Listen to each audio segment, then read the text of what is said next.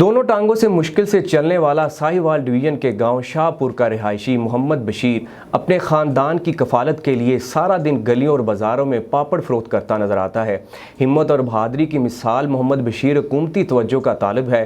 مزید جانتے ہیں head of news operation Sahiwal division Muhammad Asif Khan کی اس رپورٹ میں۔ ساہیوال ڈویژن کے علاقے موضع شاہپور کا رہائشی محمد بشیر دونوں ٹانگوں سے معذور ہونے کے باوجود ہاتھ پھیلانے کی بجائے رزق حلال کی تلاش کے لیے سارا دن گلیوں اور محلوں میں پاپڑ فروخت کرتا نظر آتا ہے۔ 30 روپے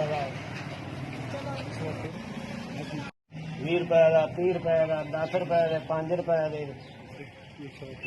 نکے نکے بچے نے جناب کماون والا ہے کوئی نہیں تے پھیری لا کے مسے بچوں کی روزی پوری کری بھی کوئی ماڑے بندے نال ہمدردی کی جائے۔ اسے معذور محمد بشیر کا کہنا ہے کہ مہنگائی کے اس دور میں گزارا کرنا بے حد مشکل ہے، حکومت کو چاہیے کہ وہ اس کی طرف توجہ دے۔